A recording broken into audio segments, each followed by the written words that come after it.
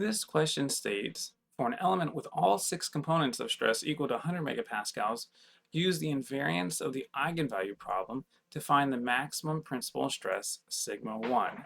Now, we've already done a similar problem where we had the 2D version, question 20.1, with sigma x equals 100 megapascals, sigma y equals 100 megapascals, and tau xy equals 100 megapascals. So you can imagine what that element would look like.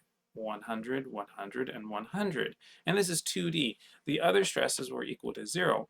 And what we had as a solution was that we get 3 principal stresses, and they're all equal to the same value, 100, 100, 100 megapascals for the units.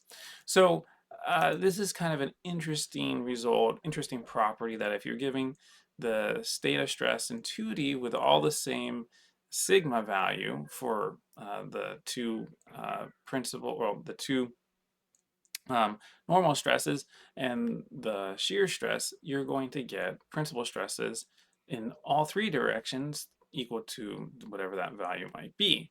Well, what do we get if we now apply this kind of same idea to 3D? And that's what this question is really getting at.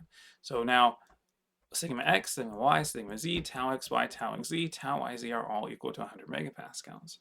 So we're not necessarily going to go through the kind of all the quantitative and theoretical aspects of the problem. We're just going to compute the solution and say, hey, that's kind of interesting for now. Okay, but this is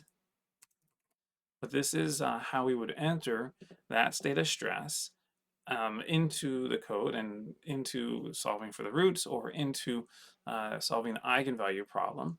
And we hit Control Enter to go ahead and run the solution.